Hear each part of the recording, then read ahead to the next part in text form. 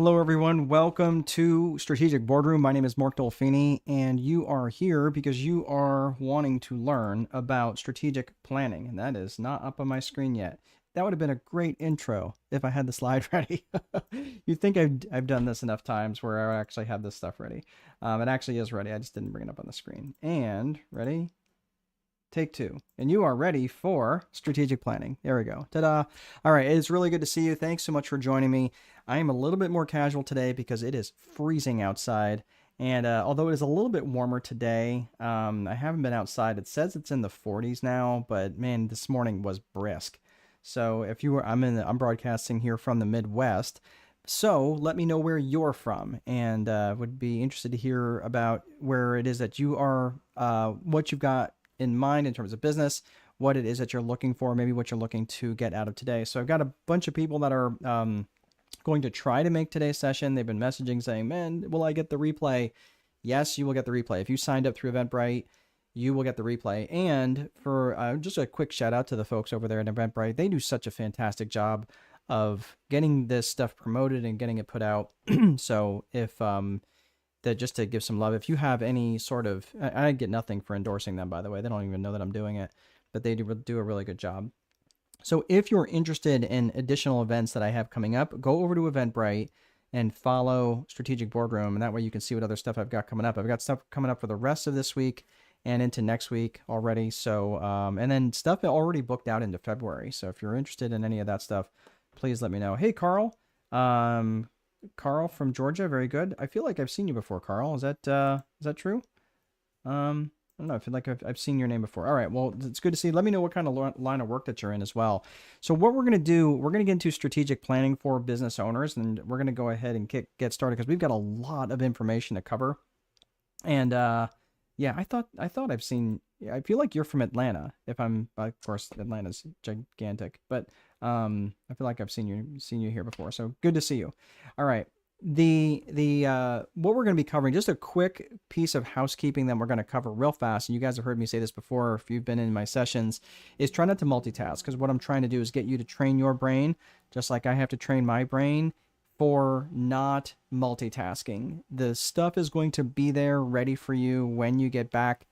Just try to train your brain into focusing on these things that I'm going to be showing you. And some of this is going to be a little bit of a repetition. Especially if you've heard me talk about this before, we're going to be going through the systems approach, the psychology approach, and just different things, but there's going to be additional things to consider for your strategic planning. So there's going to be additional things, and I don't want you to miss stuff if you happen to be multitasking. So if you're joining me, looks like we've got a few more people joining us. Welcome. So just let me know where you're from and what kind of line of work that you're in. That way I can also make it relevant to you as we go through this training. So again, if you are signing up and are coming to us through Eventbrite, we will be emailing you the replay. If you're joining us from other aspects, you can see it again, or other social media channels, you can actually visit that channel again. All right, let's get to it. So the first thing we're going to be covering is strategic planning for business owners, and let's get through the agenda real fast. First and foremost, we're going to be talking about the systems that are necessary for a business and just different approaches that you need for the system. We're going to be taking a top-down approach, which means we're going to be looking and taking a strategic approach, so we're not going to be getting into the weeds in terms of individual tactics, but we will be talking about some of those things as we go through the systems component. Then from the systems side, we take this psychology, right? So it's an S&P approach to looking and formulating your business. So systems and psychology, those are the two components to business as a strategist that I take. So we've got Michelle Hostetler, Minneapolis, grant writer, sort of. Okay, very good. Well, welcome. And you guys are having a heck of a winter up there. So I'll just put it that way. So I hope you are, hope you're weathering all that storm, political and otherwise. And stay safe, Michelle. I'm glad you could join us today. So we're talking about, we're taking the systems approach and of course the psychology approach. And then we're going to be talking about the 4 core functions of business, which have to be true in every aspect of business. And now we're going to be talking about the strategic plan, and strategic planning is really important. And there's going to be, I'm just going to be talking about different aspects of the strategic plan that you need to be considering. And then of course there's some different resources to set you up for success. for beyond today, right? Because this might be the only interaction that you and I have, and I want to make sure that you are set up good on a good trajectory after we get done with our time together today. We've got a few other folks saying where they're from. Jamie is from San Pedro Garza, Garcia. Wow, NL, New Mexico, or NL, Mexico. I am made of questions. I am not. I'm not seeing that sort of address before. NL, Mexico. Help me out with that. I feel like I should know that. Advisor and consultant. Well, Jaime, it's good to see you. Thank you for being here. And we've got Rudlin, Ottawa. Excellent, Rue. Glad you can make it today. Mick is Dow. Jeez. Hey, John. Good to see you. From Darwin, mate. On it, driver. All right. Jaime. NL is Nuevo Leon, the state. Oh, okay. Sorry. I apologize. I don't know Mexico that well. I actually have never been there. I've been so many different places. I've been in like 22 different countries, and of course Darwin, Australia, from our buddy. So just so you know, this guy, his name is John Duffy. He is I don't know why he's showing up as Mick Jackson. He and I used to fly together in the Marine Corps, and he's joining us from Facebook. So it is really good to see you, brother. We do need to catch up. I found my cover from when we were down there, the one that you sent me. So thank you for that, by the way. I was thinking about that the other day. All right, let's get to it. So we're going to be getting through a lot of different things in terms of strategic planning, and we're taking a strategic approach, which I know that sounds a bit militant, but as you know, obviously I'm a jarhead, a fellow Marine, and I do take a strategic top-down approach, and that's actually something that I used to help with when I was in the Marines. As part of strategic planning, as navigators, that's what we used to do. Is we would just mission planning. That was a big part of what we did, and working with the rest of the crew and other squadrons and whatever it was we were putting together. So it's taking a top-down approach to your life and your business. And we're going to be talking a little bit of components about your life today, and not necessarily from a life coaching perspective, but just so we can create a business that's in alignment with this business that we're trying to create, right? We don't want to create a business that we chain ourselves to, because that just sucks, right? We're not looking that's just not what we're looking for. And I've been down that road, and I can tell you that that's not worth it. Rue says, Rulin, Ottawa, Canada, entrepreneur and small business owner. Very good, Rue. If you feel like getting a little bit more specific about that, Rue, let me know. I mean, if you have ideas for a specific business, let me know. That way I can make this planning session a little bit more individual to you as well. So again, if you're joining us, let me know where you're from and what line of work that you're in. So keep in mind, again, we're taking that top-down approach, and part of planning, it also involves creating a timeline. And that's not something I've ever really talked about in any other sessions. And we're going to be talking about creating a 3-year business timeline and how to break that down into its individual components so that it's not just so overwhelming. So you can break down these very tangible steps into daily actions that you can take every single day. So we're going to be talking about that. So when we're talking about taking a business approach to your business, we're talking about a systems approach and a psychology approach. So first and foremost, we're going to be taking the systems approach, which I wrote about in the Time Wealthy Advantage, which is just over my right shoulder here. And that is the book I just published back in May. That and its whole array of books that came after that. I published 5 books last year, and all of those, this main book and the 4 guides that are, if you're interested, if you live in the States, if you live in the U.S. and you'd like a signed copy of those books, you can go to strategicboardroom.com and you can buy the book there, and I will even sign it for you. In fact, let me just put the URL, boardroom.com. I think that's right. So I will put that there. Let me make sure that nope, I did not spell that right. Don't go to that one. Can I edit that? I can't go to that one. Hold on, let me see. Nope, I'm going to delete that comment because I don't want you guys to go to that URL. It does not go anywhere. All right. So let me do this. Strategicboardroom.com. This is really hard to type when I'm off center here. There we go. Okay, that looks better. All right, so strategicboardroom.com. So if you go to that URL, that will, if you go right to the main page in the very front, you can buy the books, and I can sign them, send it to you here in pretty short order. So Thank you, Jaime. You are being helpful. Strategicboardroom.com. That's right. It's in the very front. So you want to click on that. You I can send it to you. However, if you are international, honestly, the best way to get those is to order them through Amazon. It's gonna be the best way just because their fulfillment is set up for all that. So thank you, Jaime. You are very helpful. Carl said superfood. That's right. Now I'm remembering you. Superfood, organic smoothies, and teas for disease prevention and improvement. Thank you, Carl. I knew I had seen you before, and that is hard to forget. So thank you for putting that up there. Okay. So the reason I'm bringing up this book is not to promote the book or anything like that, but I just want you to understand if you are trying to go deeper in the Viper methodology, that is a resource you can do if you are interested. But let's get into the Viper framework. The Viper method is an acronym for vision, infrastructure, process, execution, and reporting. And we're going to go through this from top down in your life and in your business. So this is going to be really, really important as you are unpacking things. Janelle is from Vancouver, financial advisor, educating families on establishing investment strategies that benefit them and their families tailored to the individual needs. Perfect. I love that. Very good, Janelle. Thank you very much for joining us today. And then Eileen is tuning in from Mill Creek, Washington, as a residential interior designer. Excellent. Very good. I've worked with interior designers before, and they're a lot of fun. Really good folks. All right, so let's get to vision first and foremost. So vision is made up of two components, and that is made up of personal vision and business vision. So again, for those of you who may have heard this before, hang in there because this is going to be a little bit different than what I've covered before. And there's also a business vision component that I have not brought up before that I'm going to be talking about a little bit later on, and that is the timeline. So just hang in there. Even if you've been through this before, I promise you it'll be worth it. The personal vision, okay, because again, the vision encompasses two different aspects. The personal vision is basically, what do you want in life? What are you looking to do? Like, what are you hoping to accomplish by having this business be successful? What do you want your life to look like? So let's say you woke up with 30 million euro or $30 million or 30 million pounds. I know they're all different denominations and currencies and amounts, right? Net amounts. But if it's a lot of money, whatever the lot of units are for your bank account, what would that look like? What would your day-to-day life look like if you woke up, if your life wasn't defined by income generation?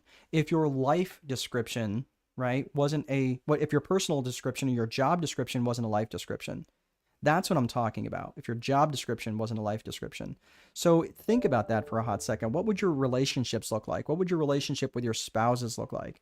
Your relationship with your children, your relationship with your faith, right? These are all the things that I want you to think about in terms of your personal vision. We're going to unpack that a little bit further. But the main question that your personal vision is going to ask is, okay, where do you want to go? Where do you want to go in life? And it's really important you be as specific as possible about that. And I get this answer a lot of times where people say, well, I just want to do whatever it is I want to do. And I'm like, okay, then let's go by the process of elimination. Do you want to jump naked out of an airplane holding a baby shark? Like, no, that sounds ridiculous. Okay, cool. Then let's take that off the list. And I know that sounds a little crazy, but the problem is if you keep your options open too much without narrowing down in some areas, and I'm not saying you can't leave things open for exploration. That's not at all what I'm suggesting. But what I'm suggesting is when you leave that too open, you end up choosing nothing.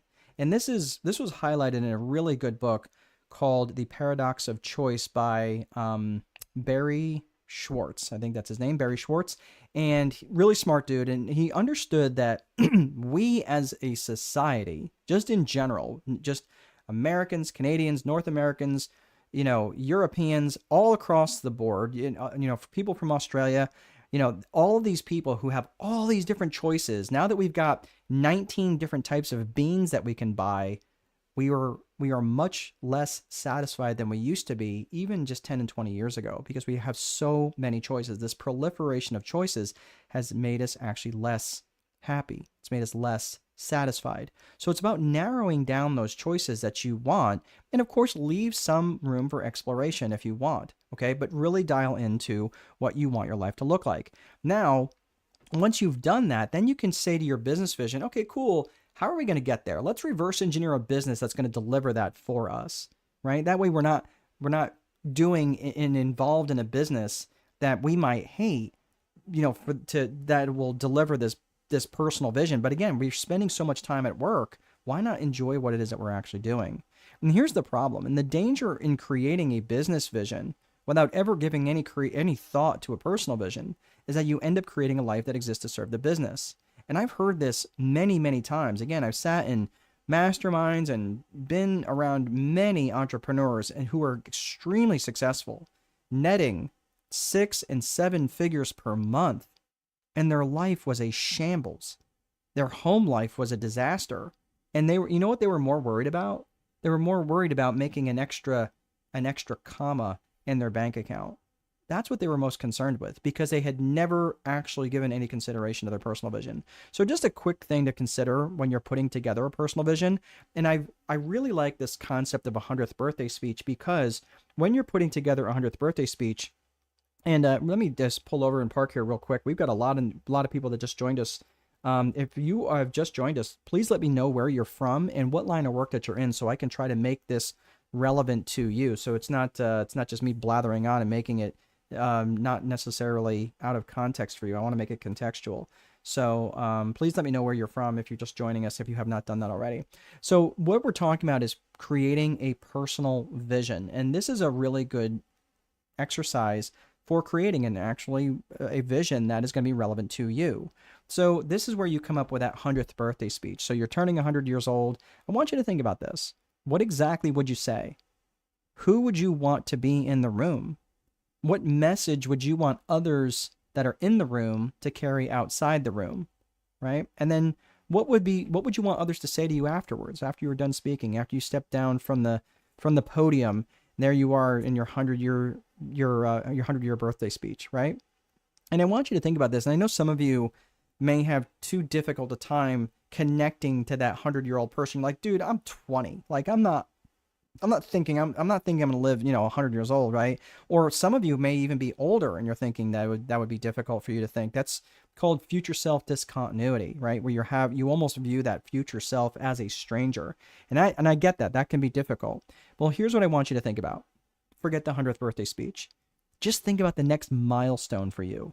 What would be that next milestone where maybe your kids are getting ready to graduate college, or maybe they're just getting ready to graduate high school, right? They're getting ready to turn 18. They're getting ready to spread their wings.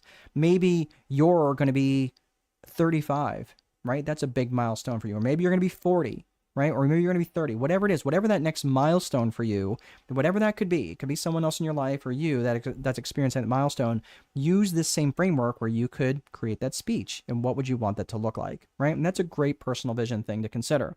A couple of other things to consider is, if everything in life was going well for you, what would that look like? Answer that question. If everything was going well for you in life, just think about your faith, your family, and your friends, your personal growth. What would that look like? Maybe going back to school. I just went back to school to get my PhD in organizational psychology. And I'm spending a lot of time doing that because that was just part of my personal growth plan. What would you do for fun? What are things that you really enjoy doing? I love kayaking. I love exploring on the water. That's something I really enjoy. What would you do if you were in contribution in every way that you want to be in contribution, and your fitness goals and your finances? What would all of that stuff look like from these different factors? One last set of questions, and we're going to put the fries in the bag on personal vision. I promise we'll be done, because the rest of this stuff is on business. So just hang in there for just another 30 seconds. And you can ask these personal vision questions. If your marriage or romantic relationship was ideal, what would that look like? Again, what is your vision for your marriage? What is your vision with your relationship with your significant other, right? And write that down, and maybe even read that to that person. Give them a copy. Let them know what your vision is. That way it's not a secret. That way you guys can collectively work towards something, and let them have a vision for what they see the relationship should be.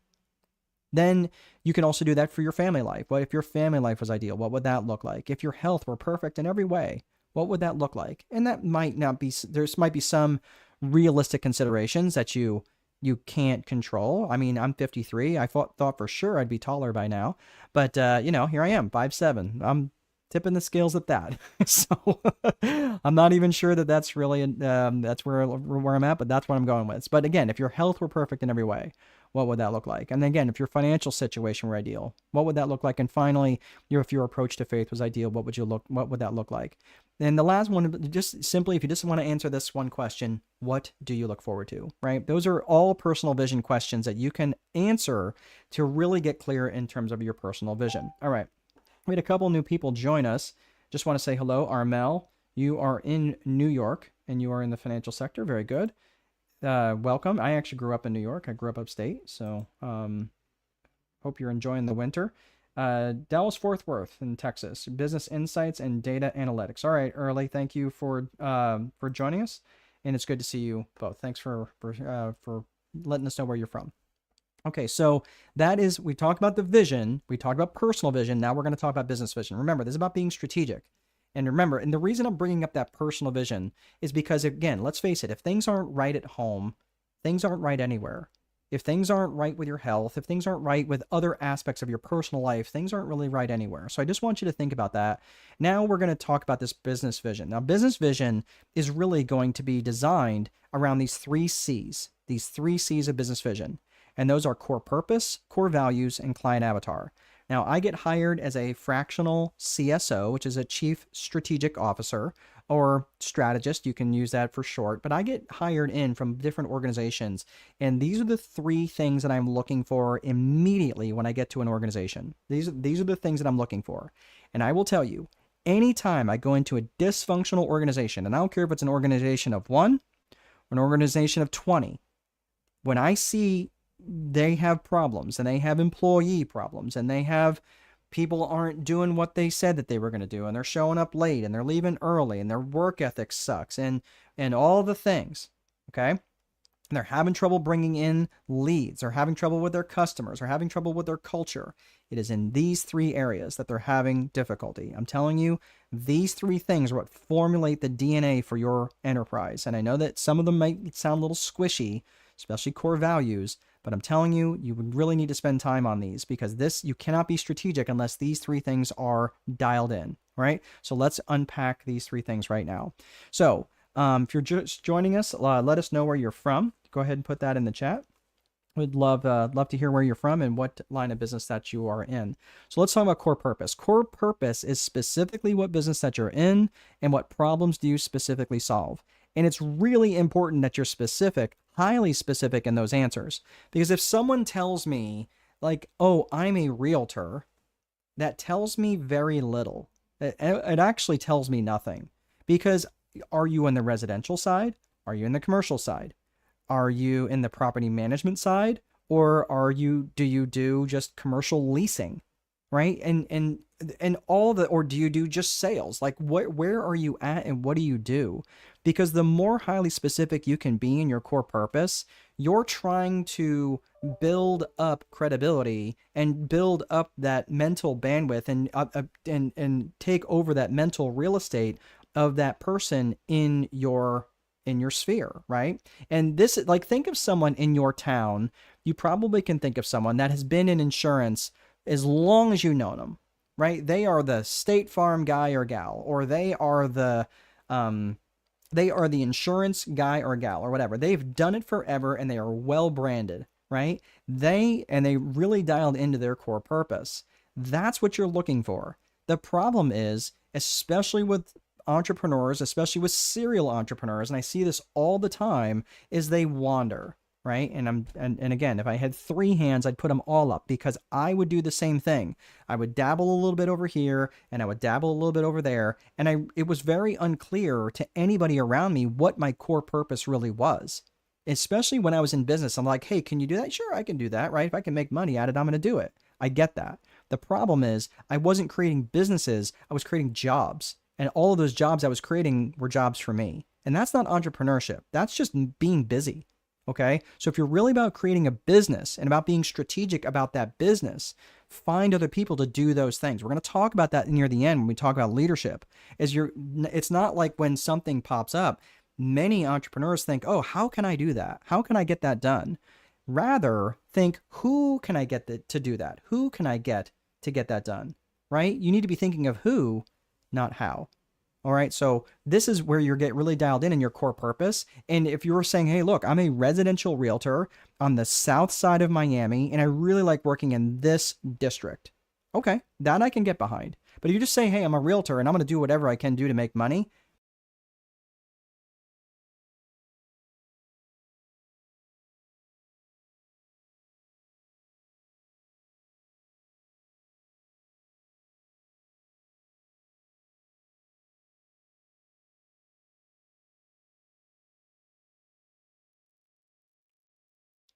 Okay, sorry guys. I am not sure what happened. I just saw that StreamYard gave out on me.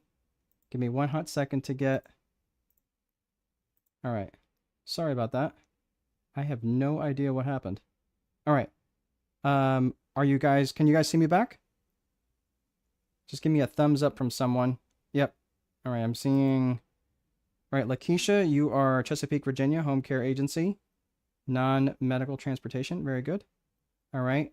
Okay, you can see me back again. Thank you, Jaime. Thank you, Carl. Okay. Yep, my apologies. I don't know what happened. That was bizarre. I've never had that happen with StreamYard, and they are usually very, very good about not having interruptions. It might have been, it's possible my internet went bad, but I didn't see anything go down anywhere else. So my apologies. So let me just make this last little piece, this last point about core purpose. Be really specific about what your core purpose is, and almost be obnoxious about what you're not, because we're going to talk about that more about that here later. All right. So that's core purpose. Core values is about what matters to you about this business and how would the world be worse off if you are no longer in business. If you went out of business, why would that matter? And think about this in the terms of the core values. The core values are just an extension of you, right? The business is just an extension of you. So the business core values are just an extension of you. So think about this. Things that really frustrate you in business. Think about things that really maybe frustrated you about another manager, another boss, right? That really bugged you, right? That could be, it probably bugged you because it was a violation of a core value for you. So think about that. And this is super, super critical. Why, when you're starting to think about this, because the core values are what define company culture. And company culture and company brand are inextricably linked. So think about this for just a hot second. When your company culture is what's experienced by your associates, by your employees. Your company brand is what's experienced by your buyers, by your clients, by your customers. Make sense? So you cannot divorce company culture from company brand because those two things are inextricably linked. So when you have well-defined core values, that is what starts down that chain. Okay? So take the time to really think, okay, like this is what we really want to represent. And this is what we don't want to represent. This is really important that you get dialed in and think about this. Like if you're thinking about it from a personal perspective and you're thinking, okay, so in other words, like Jaime, you're saying, let's say for argument's sake that have you ever had a friend that you had to let go because they were heading down a wrong path, right? It sucks, right? Lakeisha, maybe you've had that, or, Armel, maybe you've had that where you've had to let a friend go because they were heading down a path that you just couldn't follow. The reason you wouldn't follow them is because that violated a core value for you. So think about what that violation was, more than likely because you were willing to act on that value, that it's a core value, right? I value peanut M&Ms. I'm not going to go to war over them. But someone tries to hurt my family, because that's a violation of a core value, there's going to be some problems, right, for someone else, okay? That's what I'm saying. So I just want you to think about that. Yeah, exactly, Armel. And it sucks, right, that you have to let people go in those situations, but unfortunately, that's because it's a violation of a core value for you, okay? So think about that when you're thinking of your core values for your company. So we talked core purpose, we talked core values. Now let's talk about client avatar. Our client avatar is...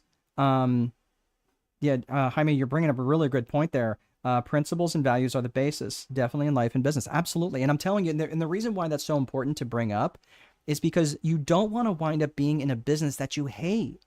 You don't want to wind up in a business that are violating your core values over and over and over again, right? And I've been in businesses that I just did not enjoy because even though I created them, I never created the core values, and they were violations of my core values that I just didn't want to be a part of anymore, right? Maybe you've worked for a boss that way, right? So really, really good. Thank you for mentioning that.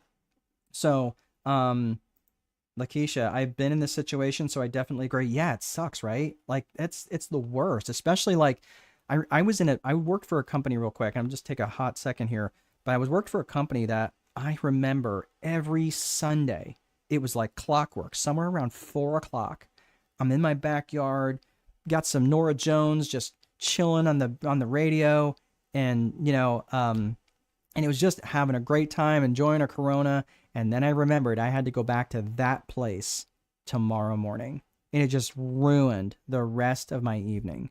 And after a number of those, I was like, I am not doing this anymore. So I lost you for about 5 minutes while you get a recording. Yes, Michelle, you weren't the only one. I have no idea. The internet just it blinked on StreamYard on this side and said you've lost connection. I reconnected and it took it back. So yes, if you have signed up through Eventbrite and I have your email address, yes, I will be sending you the replay. So, and we will be uploading this to YouTube as well. So I just want to let you know that yes, you will be getting that. So my apologies for that.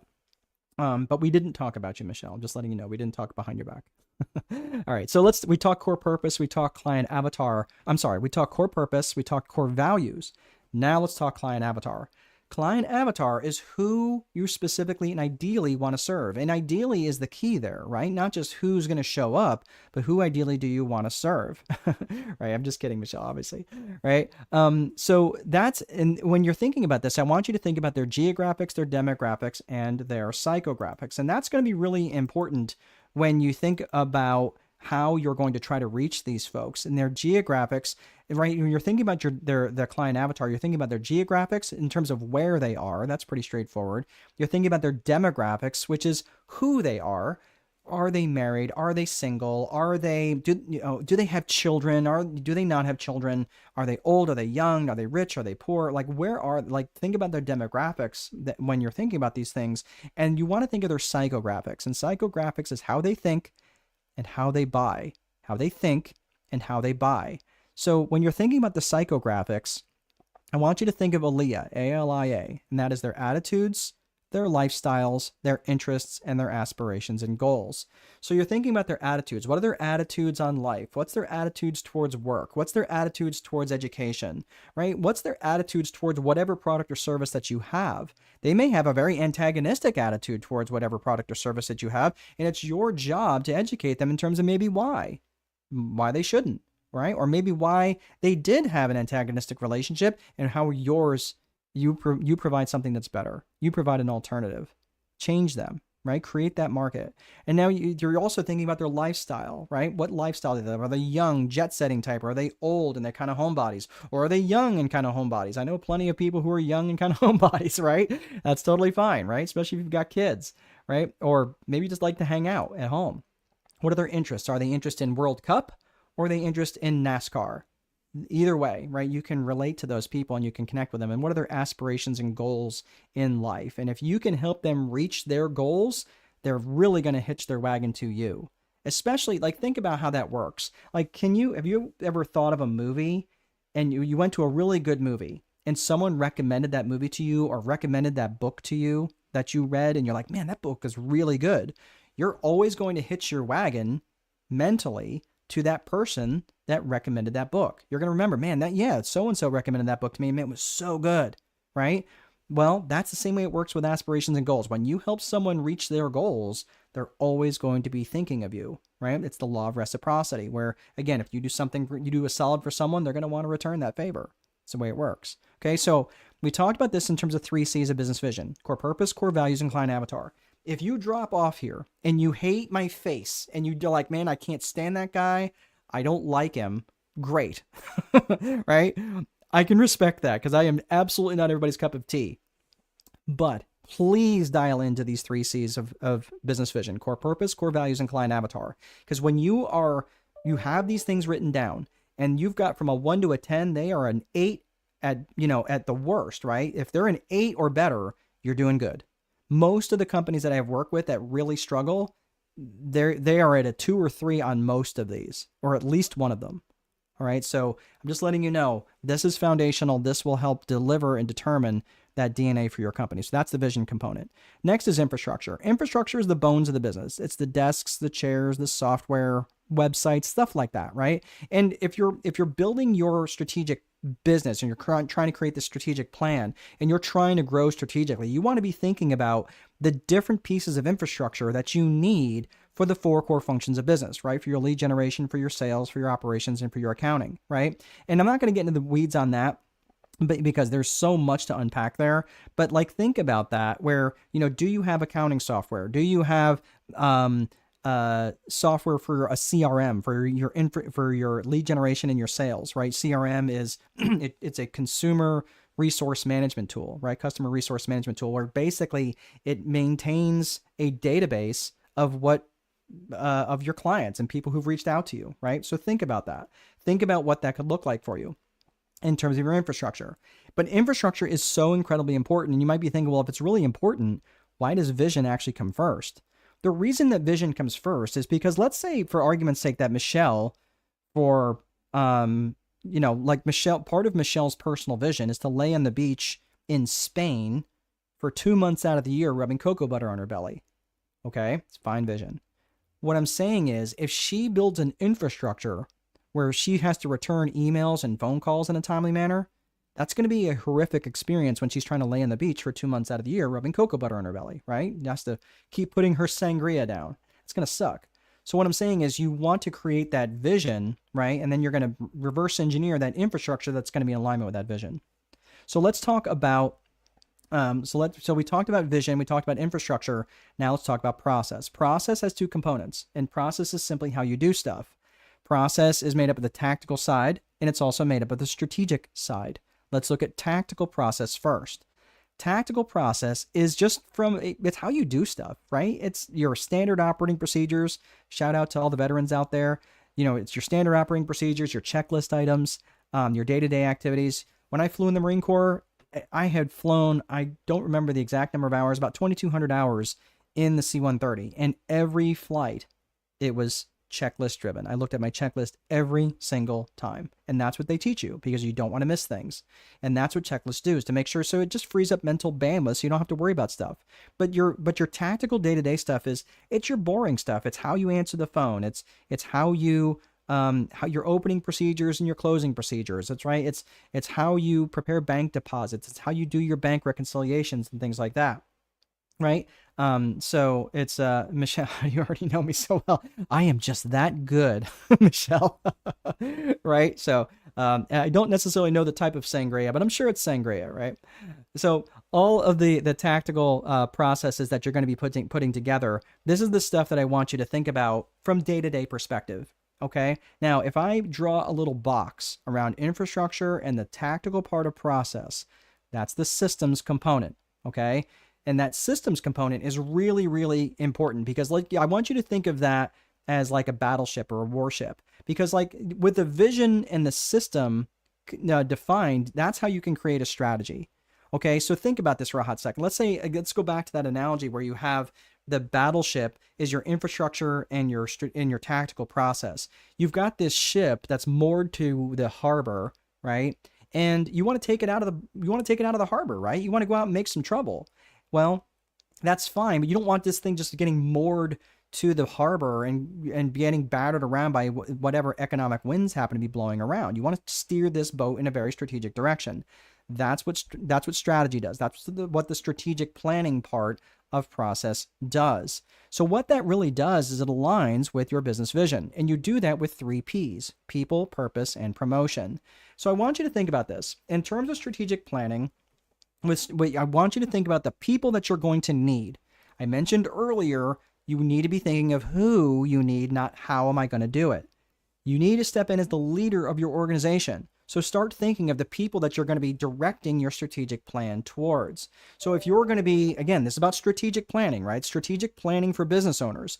Start thinking about the external people that you're going to need, which is your target audience, your target market. Maybe you're trying to, you want to bring on some new suppliers, some new vendors.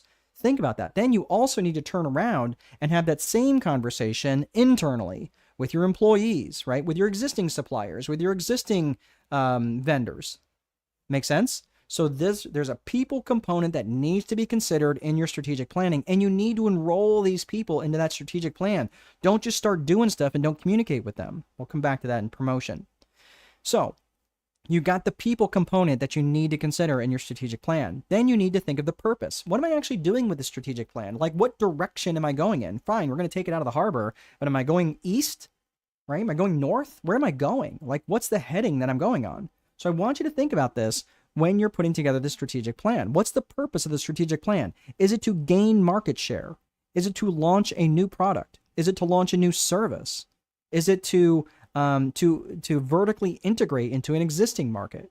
I want you to think of the core purpose and the strategic purpose. And the strategic purpose must align with what? It has to align with your core purpose, just like we talked about back in your business vision. Because if your strategic purpose is not aligned with your core purpose, that's how you're going to wander. You're going to get shiny object syndrome. You're just kind of going, well, this is something that I think we could do, right? But that would be like if Starbucks started selling chainsaws. It doesn't make sense, right? So why do it? Well, it's like, well, it's because I can make money at it, right? That's what I'm saying. Like, when you really dial this in, that's why you have to have your core purpose really well defined. So when you're coming up with a strategic plan, you know that it's in alignment. Otherwise, it's going to be very confusing. And the confused mind will always say no. I want to bring up this quick point. And listen, I'm not here to indict anybody, but I'm just going to tell you, like, there was a guy who I knew, and he put himself out there as Real Estate Ralphie. And he owned the color yellow, right? Like, that was his color, and he just was really, really good. And he was really well known in real estate as Real Estate Ralphie.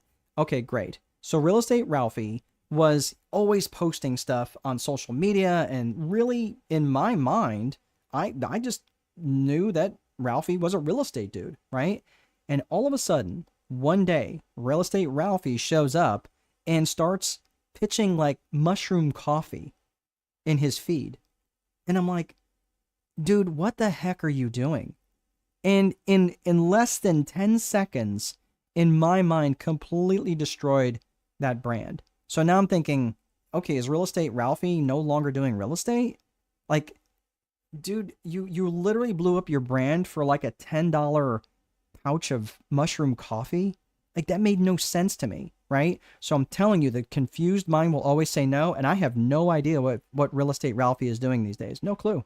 Might still be in real estate, might still be selling mushroom coffee, but was trying to do both. And that is where you have to really make sure that your strategic purpose is in alignment with your core purpose. And for those of you who are out there and always shifting around, I'm telling you, you're really damaging your personal brand when you're always changing things up.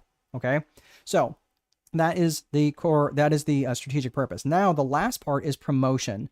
Promotion is letting people know what's on your mind. And that is communicating, right? I didn't just put communication up there because how many of you, right, have communicated with a teenager about taking the trash out? Okay, now, I don't know about you, but in my house, we have to repeat ourselves. And we have to repeat ourselves often, okay? Now, we have great kids, and we have a 20-year-old, we have a 17-year-old, and we have a 3-year-old, but we still repeat ourselves often, right? We have to promote our ideas of doing the right things over and over, okay? And there was a certain period of time where we had to promote bath time, okay? And promoting other things, right? But what I'm saying is promotion is communication, but it's doing it over and over and over. And you have to do it outwardly to your market, and you have to do it inwardly towards your people, towards your employees, towards your vendors, towards your suppliers, right? These are the sorts of things, right? Lakeisha, I think I'm feeling, I might be hitting a nerve there. So, right, you have to promote yourself quite often as a parent. All right. But again, I'm just saying promotion is absolutely critical. And it's that repetition that's really important when you're promoting whatever your strategic plan is, outwardly or inwardly. I'm bringing this up right now because this is absolutely critical. And I want you to start thinking about this in terms of strategy. This is called the unattainable triangle. And the reason why is you get businesses that try to compete on price, quality, and speed. And if you're a service-based organization, you swap the word speed for service, right? So speed or service is the same thing. But basically, you're trying to compete on price, basically being the lowest price, having the highest quality and the best service, right? That's trying to do all three, or trying to compete on all three of those things is a recipe for disaster. You just can't do it. And there's been many who have tried and have failed, right? Look at Kmart, right? Like they try to compete on price, then we're doing this weird quality thing, and then trying to be best in service and having staff. I mean, it was just weird, very weird. I'm just saying, so it's really important. Now, again, for me, I would rather compete on service or on quality. I do not want to compete on price, because anytime I'm competing on price, unless you are the lowest price, and you can remain the lowest price because you have that built into your architecture, there is no benefit for being the second cheapest.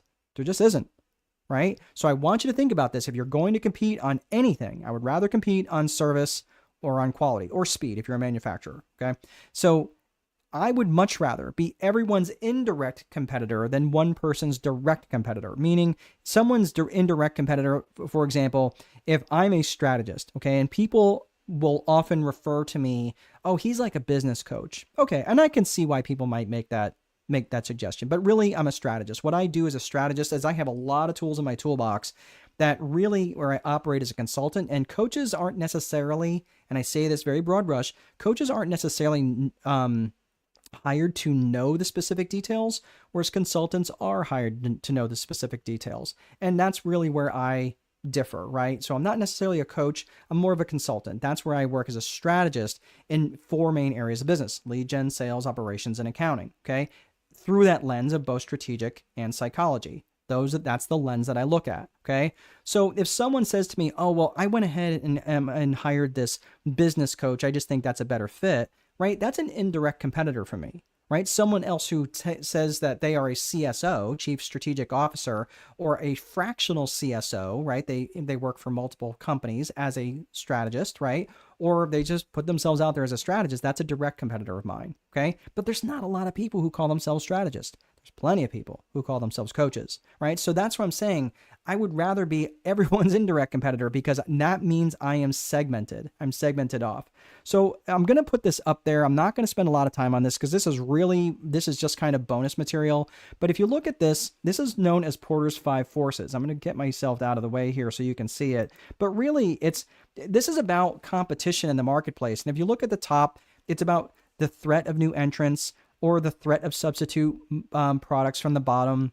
From the right, the 3 o'clock position, bargaining power of buyers, bargaining power of suppliers on the 9 o'clock, right? This is all these different forces that really are challenging businesses. And I don't want to get into the weeds on this, because really it's just kind of a college level, thing. But this is really where people really start competing in their business. And you've also got that existing rivalry among competitors that goes on. So these forces always at play in a market, and you have to consider these things when you are formulating your strategy, right? But here's the thing, and I want you to think about this. This is why it's really important for you to differentiate yourself in your market and differentiate yourself in your strategy. We'll talk a little bit more about that here in a minute.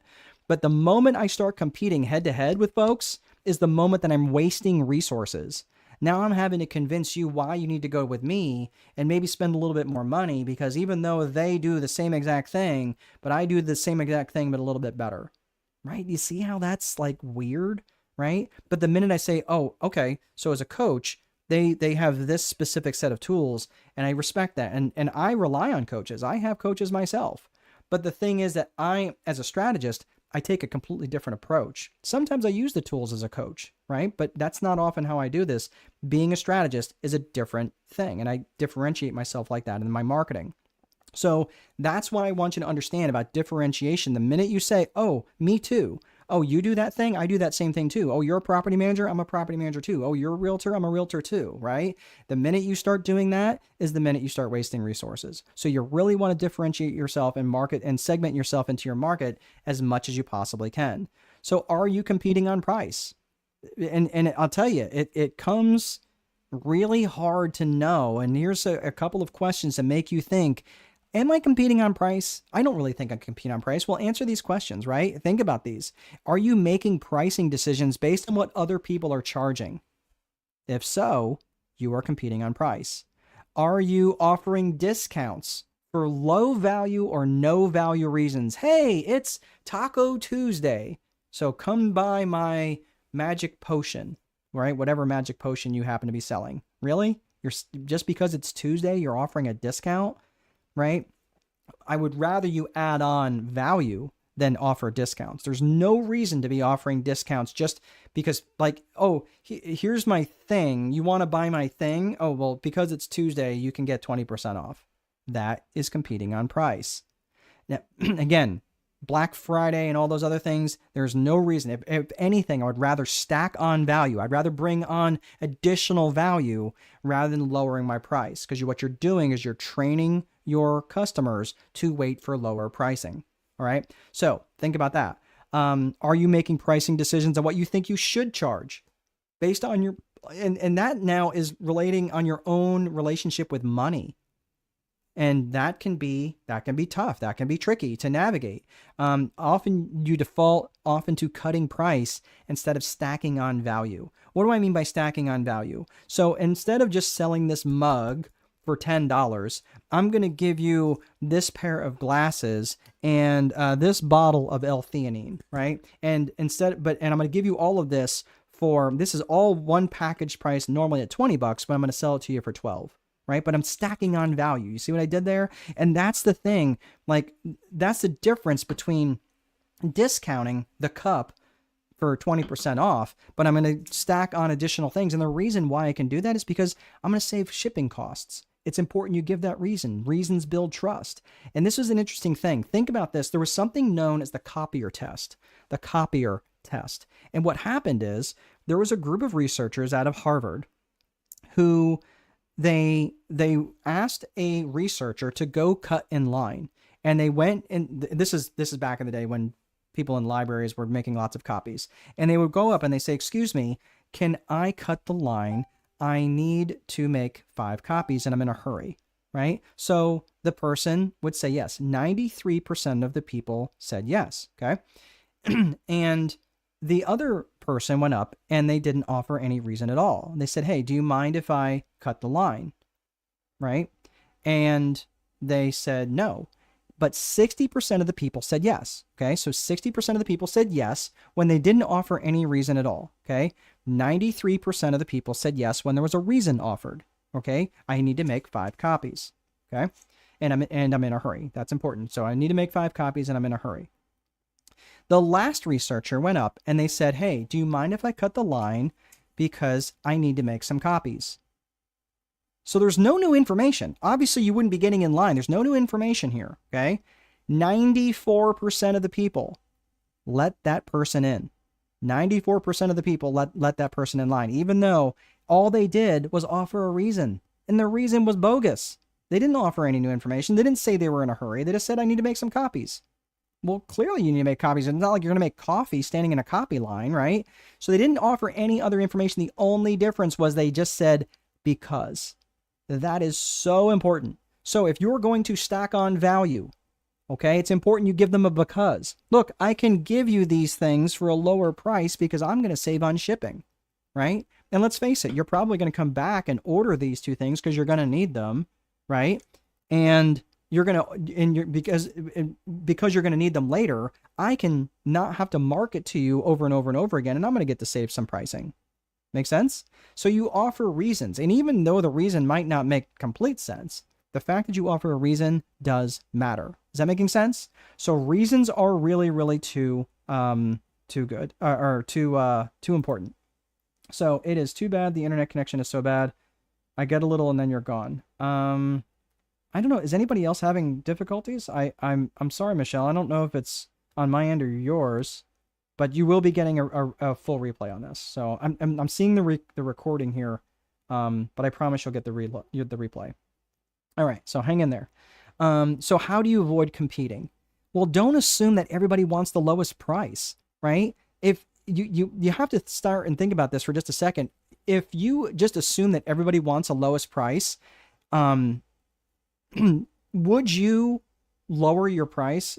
Jasmine is saying that she is fine with the internet. So it might just be where you're maybe go out and come back in, Michelle. So I'm not sure. It might be going on in your end. So I apologize for that. Don't assume that everybody wants the lowest price. Again, would you want the lowest price if you were shopping for a heart surgeon, for someone that you really care about, or maybe for yourself, right? Do you want the cheapest heart surgeon? Like, hey, like, hey, we'll give you your heart surgery, or the best heart surgery, or the cheapest heart surgery money can buy. Like that sounds terrible, right? Or the fastest heart surgery, right? Hey, we'll do your heart surgery in 30 minutes or your money back, right? That sounds terrible, right? Or would you want the best heart surgeon, right? So don't just assume that everybody wants the lowest price. That is not the case, and it's actually not always the case. In fact, it's rarely the case that people always want the lowest price, as long as they know what they're getting and it solves their problems. Okay. This is why it's important that you differentiate yourself with your core purpose, your ideal client avatar, and your core offering. Your core offering is what is part of your core purpose and what you're delivering for your client avatar. That core offer is really important, so they know, again, this is an offer, right? This is the mug, this is the glasses, this is the L-theanine, right? So that is packaged together. That's the offer. But how do you avoid competing? You avoid competing through differentiation. Now, what are ways to differentiate? You can differentiate through your leadership. Through your leadership in your organization. I have had people who wanted to work for me just because of who I was and who I represented as a leader.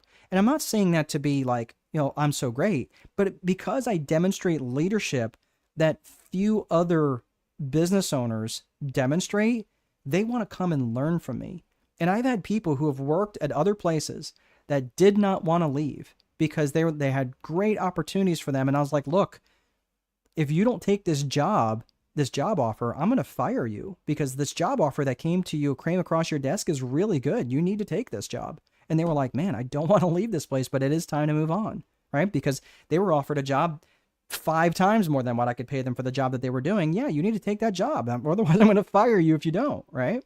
So this is important.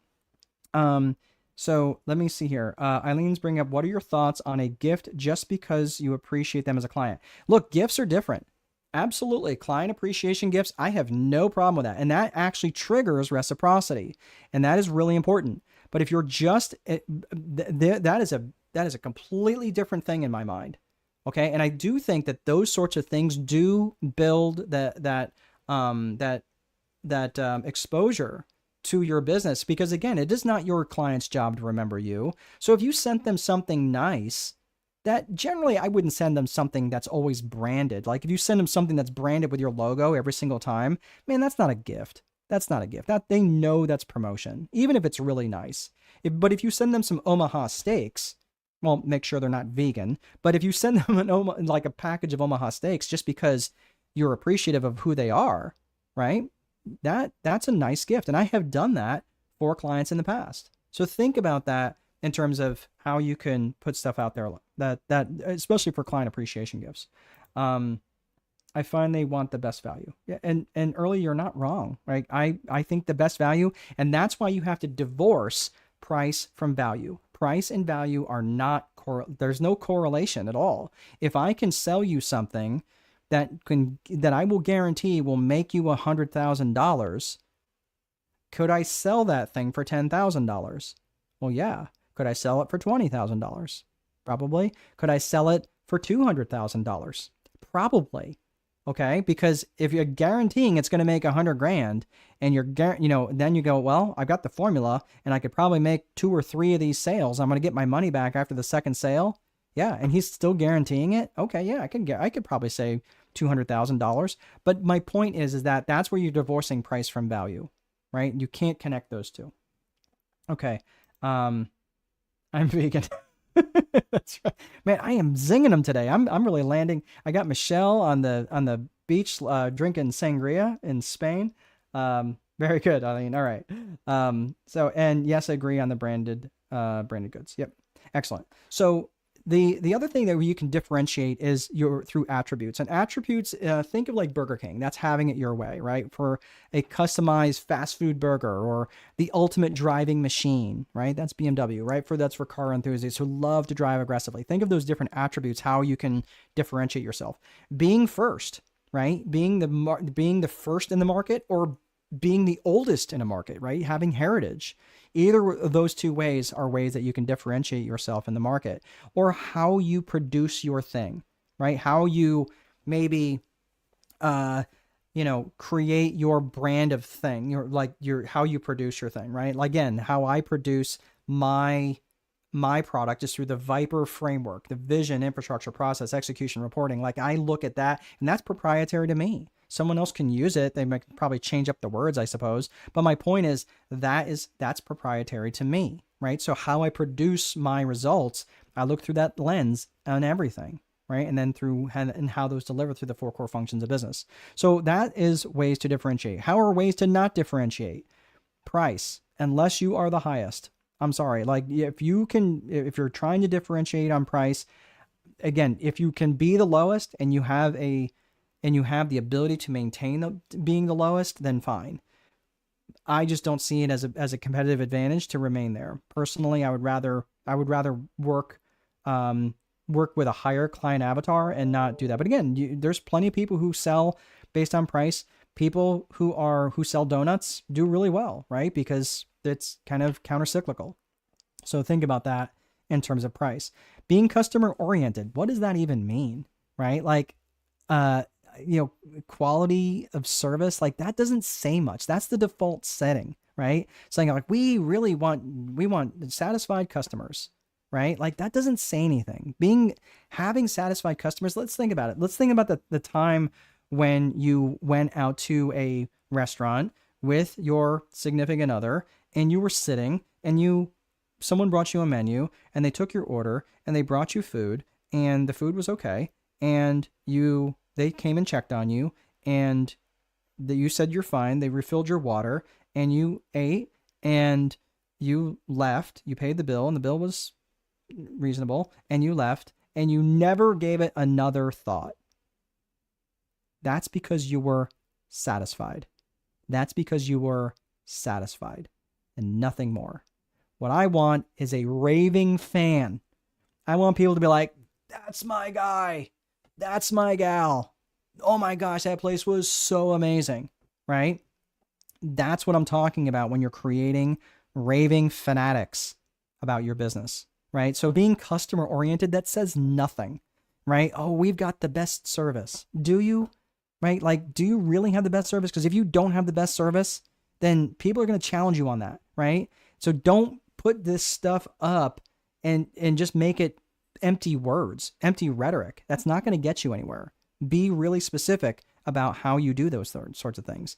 And keep in mind that something that someone else can easily replicate, right? Like, all of us on this call can get in the cleaning business in the next 25 minutes. We can, everyone on this call, we can collaborate right now and be in business. I'm sure someone on here could create a website for us. I'm sure someone on here could run out and buy some cleaning buckets and some cleaning supplies. I'm sure someone else on here could order business cards. I am sure someone else could get a phone number set up, and we could be literally up and running in the next hour, right? So think of how differentiated that we are in the cleaning business, right? Not at all, because if you look back at Porter's 5 forces, there's very little barrier to entry. So if someone else can easily replicate these things, that is not a way to replicate. That is not a way to differentiate. Again, when we're talking about the tactical and the process, this is about the process part of the Viper framework in terms of the tactical and strategic. So let's get to the execution piece. I'm going to speed this up just a little bit. When you're looking at execution, and this is really important, I'm not going to spend, because this is really about a strategic planning.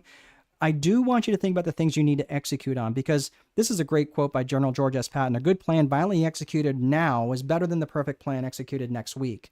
So think about that. And the reason why you need to be thinking about execution is because most plans fall apart in their execution, right?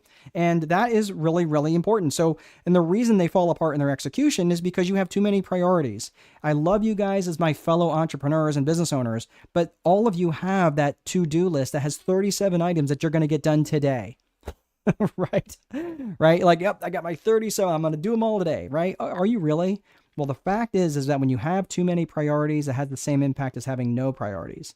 And that is why I suggest you come up with a daily 5. And that daily 5 is up to 5 highly specific actions that you can take that are going to move the needle towards your vision or your strategic plan. One of the two. So this thing right here is part of my daily 5, right? Now, for me, daily 3 works really, really well because I'm not stressed out. I'm not overloaded. When I have daily 5, man, I am running hot, right? But when I have 3 things I need to do, this is one of my daily 5 things or daily 3 things to do in terms of lead generation, letting people know and demonstrating what it is that I know, what it is that I can do. So think about that in terms of what it is that for you. If you're trying to expand market share, how are you going to go out there and let people know and demonstrate your competence? Okay. So that is really, really important. So I've got a question here. Carl's asking, can you differentiate based on your own personal experience? Absolutely, you can. You absolutely can. And that goes to heritage, right, Carl? So if you know your personal experience, my personal experience, I was a celestial navigator on C-130s. And because I was a celestial navigator on C-130s, I knew how to learn how to use a sextant. I had to learn all sorts of geometry to do these sorts of things. But I also created a mindset on how to look at things expansively and detail-oriented. It was just the nature of what it was that I learned how to do that. Can anyone else try to replicate what I do and say that they were a celestial navigator?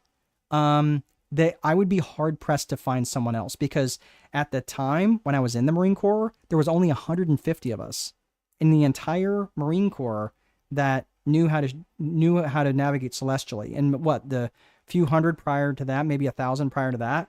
So in the history of the world, we're talking about 0.000001, right? Like 9 zeros prior to 1 in terms of who can replicate that. So for you, if you've got your experiences, listen, if you've got a personal brand, no one else can be you, Carl. So absolutely you can differentiate yourself based on you, because no one else is you. And don't try to be someone else, right? Be you. So I love that you asked that question. I think that is absolutely brilliant and a great way to differentiate yourself. So let's look at that last component, which is reporting. And reporting is just basically tracking your lead metrics and your lag metrics. Your lead metrics are your actions, your activities, your daily 5. Your lag metrics are the results of those actions and activities. So if you're looking to get a number of sales per month, you don't have any direct control over that. You do have direct control over your actions and activities, though. So it does make sense to track your number of sales. It does make sense to track the number of leads you have coming in, right? Those are lag metrics. But the leads that you have coming in, the people who are responding to your marketing, all of those are based on your actions, your activities. Did you put out marketing material? Did you post 2 and 3, 4 times a day across different channels? Are you putting out good content? Are you putting out good direct response? Or do you have things built out on SEO? Right? Are you doing like whatever? Are you sending out direct mail pieces? Are you writing good ad copy? Are you testing the market? These are all things that are based on actions and activities. Okay. So really, really good. All right. So that is the Viper framework. That's the systems component. Now let's talk about the psychology. The psychology component, look, systems are important, but systems are only going to get you so far, right? So we talked about systems. Let's talk psychology. Psychology are things from the personal and the personal perspective, right? The individual and personal perspective of psychology, and also the business and organizational side of psychology. When you're looking at the individual psychology, you're looking at things like self-worth and self-management and limiting beliefs, and even things like emotional intelligence. All of those things are related to personal psychology. Sorry, I'm losing my voice here. So that's the personal psychology. Is that important? Yes, it is absolutely important. So if you're bringing bad relationships to money to your business, this is absolutely going to show up in your business, because again, your business is just an extension of you. So if you're bringing lots of limiting beliefs and head trash, again, takes one to know one, right? Just ask me.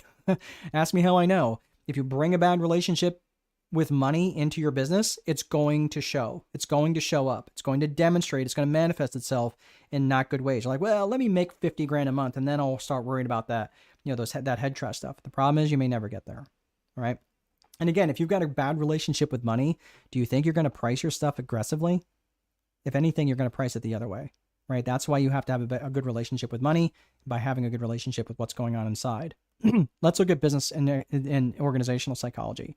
You're looking at external and internal components to business psychology. So I want you to think about this from a personal psychology perspective. We're going to go back to personal here for just a second. I want you to think of presuppositions. I want you to think of some things that would prevent me from hitting my goals. So when you're thinking about things that are preventing you from hitting your goals, this is where you start thinking about the individual and personal psychology, where you can start thinking, well, let me think of this in advance of what could stop me and what would prevent me, what would get in my way from these goals. And the reason why that's important to start thinking about that now, like, let's look at it from a weight loss perspective. Let's say that you decide that you want to lose 15 pounds, right? What are some things that would prevent you from hitting those goals? Well, if my family brought home junk food, right? That would be hard for me. Okay, right. What are some other things? Well, if I want to lose 15 pounds, if I went to bed too late, right? Because I was staying up watching my shows and I went to bed too late so I wouldn't get up early and go to the gym early, right? So that's a problem. Okay, right? So you're starting to think of all these presuppositions. Why would you want to do that? Because when these things show up, you already know to expect them. That's why these presuppositions are really important to think about, whether in business or whether personally, you want to think of these presuppositions early. You want to think about these things now. So, sorry, my slide, there we go. So I want you to think about that from that personal individual psychology perspective. Now, start thinking about those things, why you can get jammed up with that individual psychology. Start thinking those presuppositions. So, there we go. All right. So from an external and internal business psychology, these are the things that you're looking at. This is what I wanted. Sorry, my slides got jammed up there. All right. So we're talking about individual organizational psychology from the internal perspective. We're talking about things like leadership and management. Now I'm going to spend a few minutes on leadership because it's so important. This is probably one of the biggest most important things that can really impact you and in the organizational level. So you're looking at things like trust, you're thinking about things like vision, and you're thinking about things like communication. This is really important because you have to be able to create trust with your people. Has anybody ever worked for a boss they didn't trust? I hope to God you haven't, but if you have, you know what I'm talking about. Because if you can't trust them, nothing else matters. Nothing else matters. You're going to be really guarded about what you say to them. You're not going to really trust. You're not going to want to go out on a limb for these people. You're certainly just not, you're not going to believe in any vision that they have. You're certainly not going to believe anything they say in their communication, right? So you have to have trust. Otherwise, the other two pieces won't matter. If they don't trust you, it won't matter what your vision is. It won't matter how articulate you are in your communication. If they don't trust you, your leadership is going to be ineffective. Think about vision. Vision is really important when you're thinking about having a shared vision, right? So, like Eileen or Michelle early, if I sat down with you and told you what my vision was for my organization, you might be bought in, maybe, right? Depending on how much you trusted me and how well I can articulate that. But if I had a shared vision with you and I said, hey, let me bring you, early, this is kind of my vision for the organization, but I really want to get your input. Let me know. What do you think? Right? And, early, or Eileen, tell me, Michelle, tell me what your thoughts are. Like, you start telling me what your, what your thoughts are around that vision, and we're creating a shared vision. The reality is people are much more likely to carry a ball that they helped inflate. And that's what's having a shared vision. So having that shared vision is really critical. But again, if you don't have a vision at all, people may trust you and you may be really articulate, but they're not going to know what the heck they're doing every day. They're not going to know why they're there. And I will tell you, for millennials, They really are about having impact. They want to know why they're doing what they're doing. And that is really, really important. And more, increasingly more, millennials, Gen Z, they want to know all this stuff, right? I'm just telling you, this is really, really important to them. So that last piece is communication. Communication is not just being articulate and not typing in all caps, but not just the fact that you're communicating and how well you speak, but how often you speak and how often you communicate. That is also important. Well, I talked to them once. They should be good. I told them once. How many times do I have to tell them? As many as are necessary. So I want you to, so for everybody who's ever shopped at Walmart, okay? Who's the first person you see when you walk into a Walmart? What's the first person you see when you walk into a Walmart? Eileen's asking, yes, lack of trust due to his lack of leadership actions. I had zero respect for him. Yeah. And you're gonna not bring any discretionary effort to the business whatsoever. I mean, you might bring a little, right?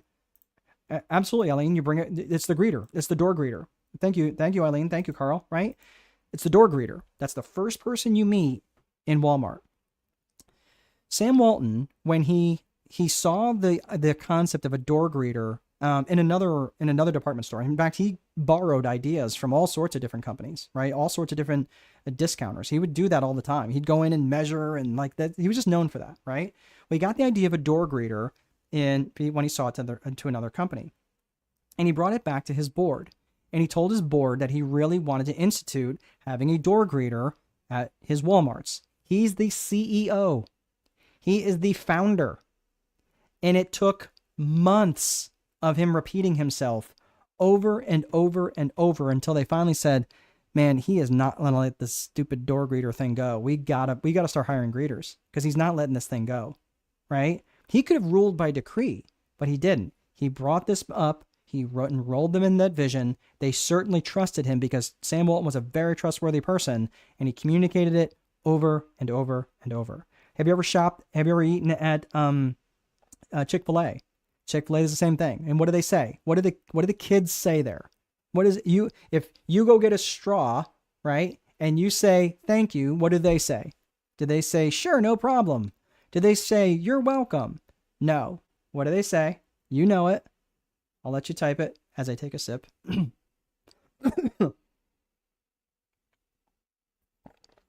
They say, see if someone comes up with it. I think you might be typing. All right. They say my pleasure. They say my pleasure. They don't say thank you. That took Truett, Kathy, months to get that. That's exactly right. Thank you, Linda. They say my pleasure. And spot on. Right. On it, driver. That's how they used to say, if we were flying an F-18, they would call them Hornet drivers down there. Kind of funny. So Linda, yeah, they say my pleasure, right? They say my pleasure. And the reason in Truett Cathy, he said that for months until they finally got that into the stores. So I'm just saying you have to repeat yourself and be willing to repeat yourself often. So the leadership piece, this is something that I wrote about in Leader Boss around understanding about being caring versus candor and having too much caring versus having too much candor. So you really have to understand that having too much caring means that people are going to walk all over you. Having too much candor means that people are going to, they're going to treat you like a tyrant, right? So you have to have an equal mix of caring and candor. And this is the premise that I'm writing in my next book called Leader Boss. So does leadership really matter? It absolutely matters. And, there was a book that was written by Jim Collins where he identified level 5 leader companies. And John Maxwell called high-level, high-performing leaders, level 5 leaders as well. But these are the types of leaders that put their organization first. They put their people first. They're not putting themselves, they put themselves, if anything, they're in servant leadership type situations and positions. But these level 5 leader companies, they are significantly more profitable. They grew much faster. They had a very strong company culture. And guess what? They had a very defined set of core values. Oh my gosh, keeps coming back around like a bad penny, right? So these are the sorts of things that you have to consider. And this is just a quick graph that I'm showing you in terms of the the types of returns that these companies have had over 30 years. So we got about 10 minutes left on this. I want to get to the rest of this. I went a little long because I had some questions I was answering, so I'm just going to kind of hit the rest of this. But the people who have led the best places to work, these are companies that always make the 100 best places to work list, and they frequently represent the highest stock returns. So look at that. Look at your Googles, your Hiltons, your Marriotts, right? They're great places to work, and they are doing really, really well with their stock returns. So leadership makes a huge difference, because the truth is growth requires change, and leadership is what manages that change. So we're looking at business from a systems approach, a psychology approach. Now let's look at the 4 core functions of business, right? So that's the next element here. And this is a relatively short section, but it's a really important section when you understand the 4 core functions of business. And those 4 core functions are around lead generation, sales, operations, and accounting. And your customer's journey through your company happens in that order. So let me ask you, are all of these things the same skill set? No, they're not the same skill set. The lead generation is in your marketing. It's letting people know what it is that you're doing and what you're about, demonstrating your competence, demonstrating your core values, right? That's the lead generation. That's your networking. Right? The sales piece closes that conversation and it hands it off to the fulfillment piece, right? The operations. Then once that's done, the accounting tracks all of the numbers and collects the money.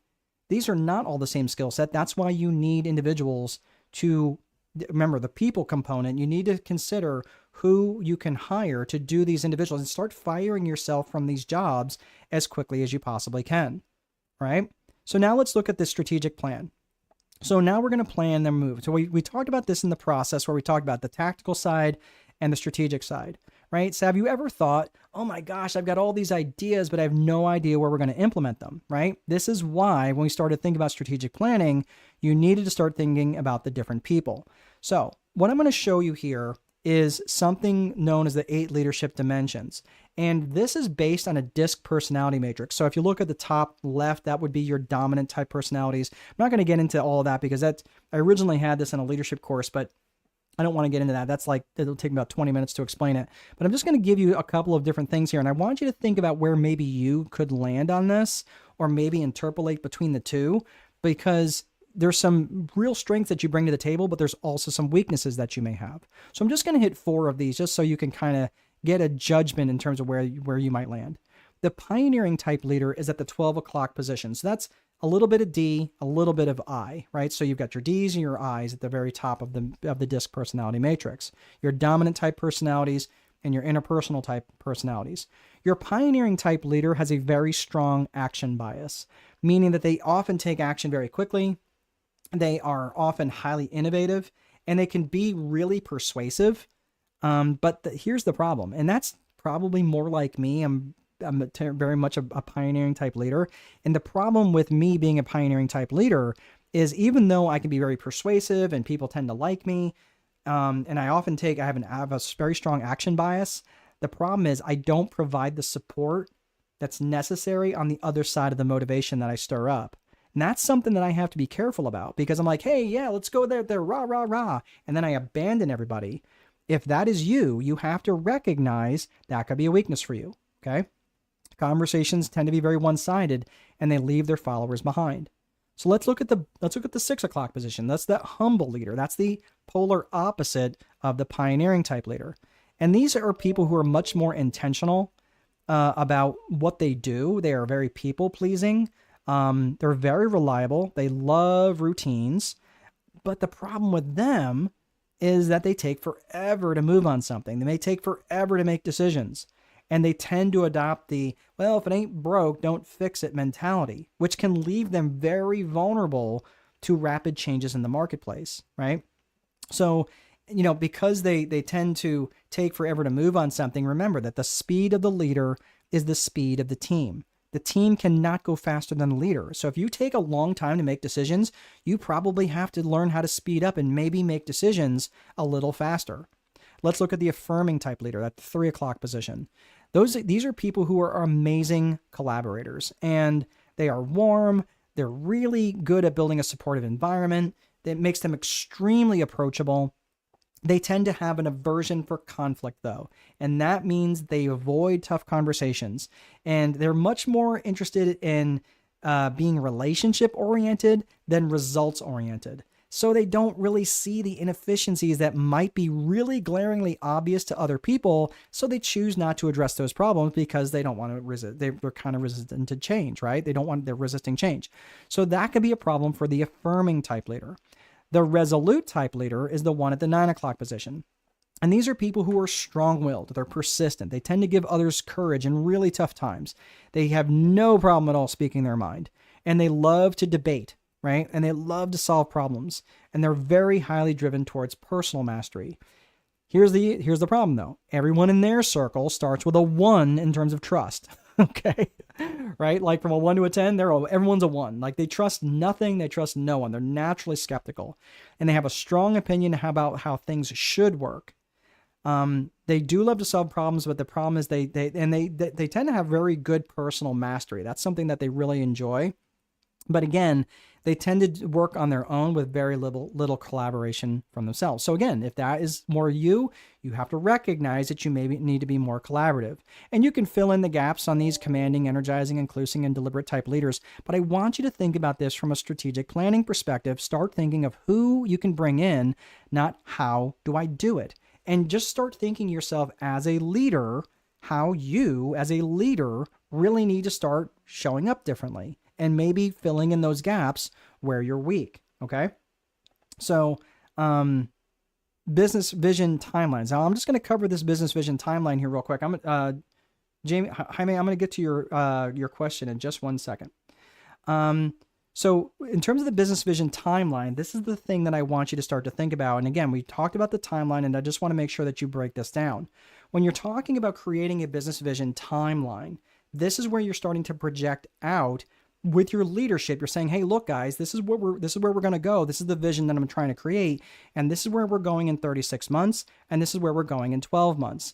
And I want you to think about this in terms of revenues, profits, and metrics. Think RPM. What are my revenues going to be in year 3, month 25 to month 36?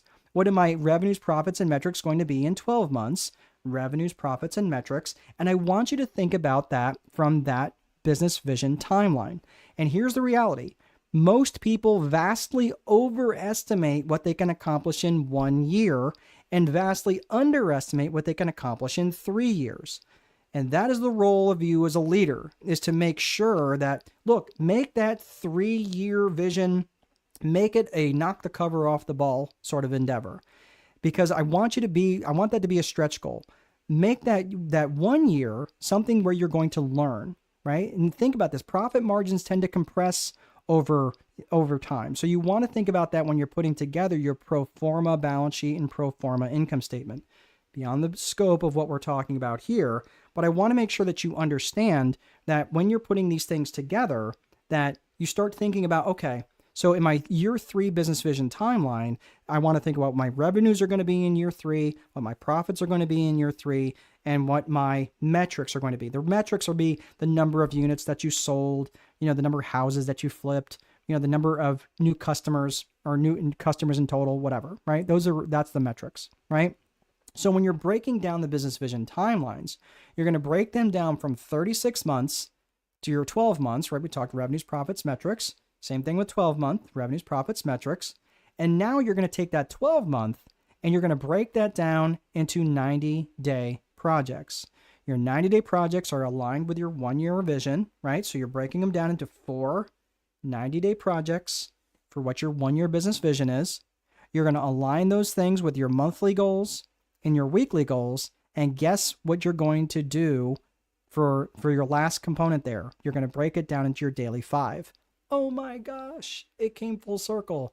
Yes, this is where you identify your daily 5 that we talked about in the execution portion of the Viper framework.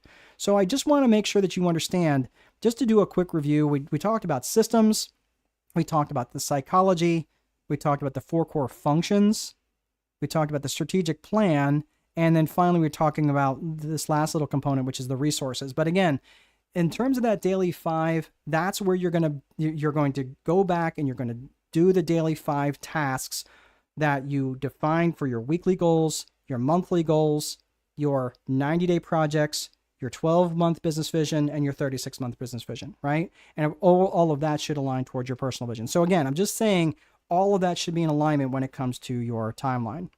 All right, so let me just do one quick thing here. I'm going to share with you this thing, and then I'll stick around for any questions. I know, Jaime, you've got a question here. Thank you for being patient. So what you're seeing here is a photo of a guy who is he's a bank robber, and he's holding a gun at a teller.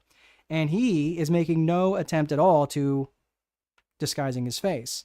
Well, back in 1995, MacArthur Wheeler and Clifton Earl Johnson robbed 2 banks in Pittsburgh at gunpoint without any attempt to disguise their face, with the exception that they covered their face in lemon juice.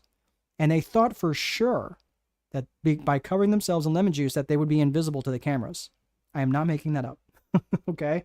So the interesting thing here is that psychologists were like, there's no way these guys thought that would work. Well, they were so confident that these 2 researchers came up with what's called the Dunning-Kruger effect.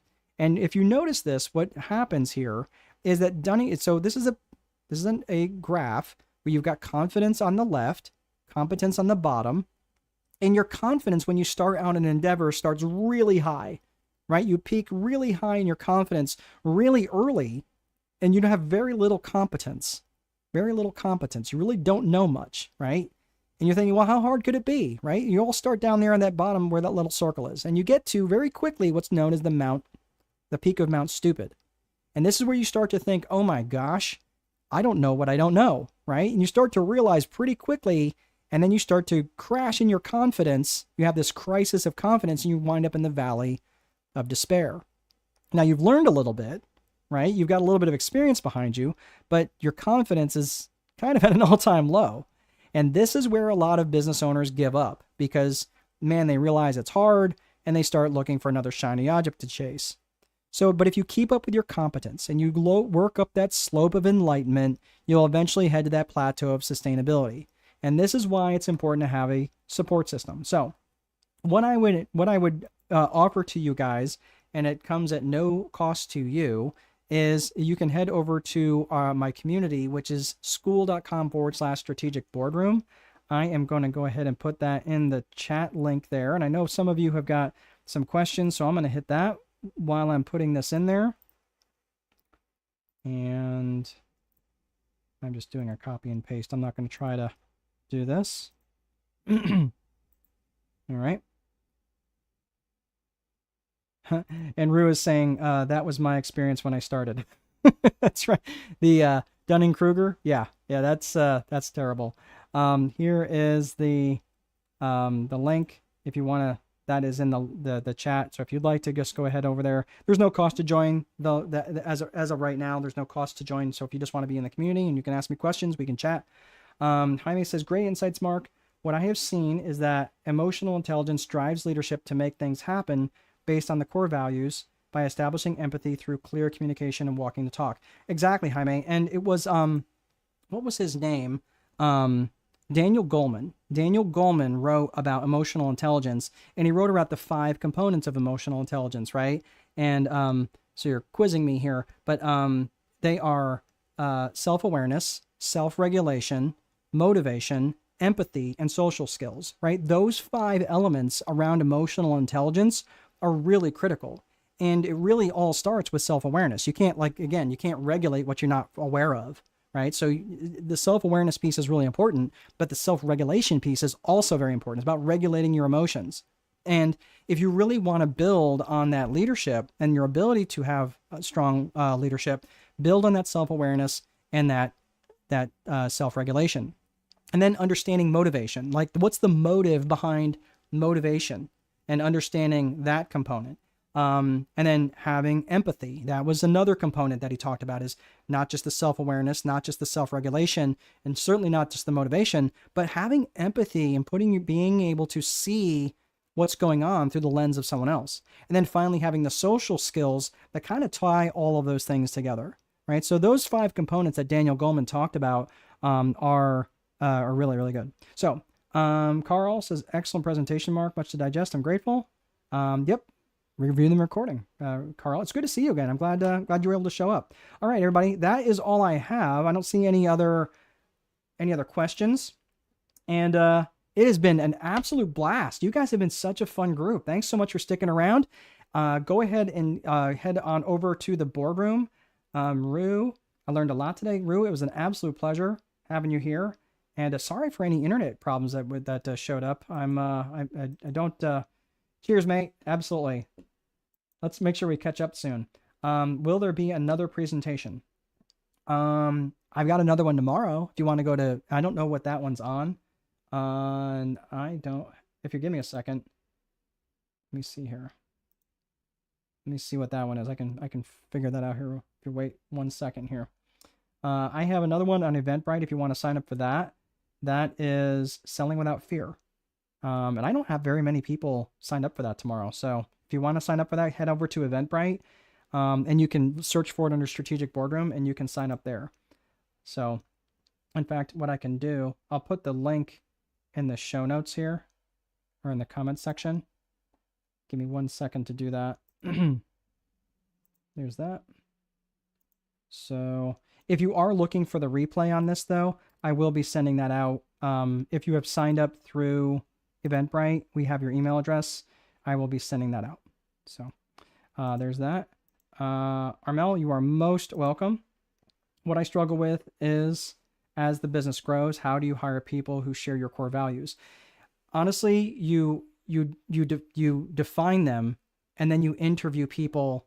There's always 2 interviews early, and I've actually considered putting together a webinar around that exact question, because I always have 2 minimum. I don't care what I'm hiring for. I always have 2 interviews. The first one is a behavioral interview, and it's all based around questions around my core values. So it's just a very casual interview, but trust and know it is structured, because most of those questions that I'm asking are based around my core values. And I just gauge on how they answer those questions, because I feel truly that I can teach anybody a skill. I can teach whatever the skill is, I can teach a skill. I cannot teach people to be in alignment with my core values. So I really want you, once they're defined, then you can start hiring based on those core values. And guess what? Your evaluations are also your employee evaluations that you have quarterly or semi-annually or annually. Those are all based on around core values as well. Yes, they should have some metrics around their jobs and job set, but they should also have some based around their core values and their alignment to the core values. So hopefully that makes sense for you early. Thanks so much. Great session. Took lots of notes. Learned a lot. Excellent, Eileen. And the main thing, Eileen, is what are you going to implement? Like, what's going to be different for you? That's going to be important. So let's keep in touch. All right, everybody. That seems to be everything. We're going to put the fries in the bag. Thanks for everybody sticking around so much. And let me know what your biggest takeaways are from this. Put them in the comment section. And I will see you guys in the boardroom.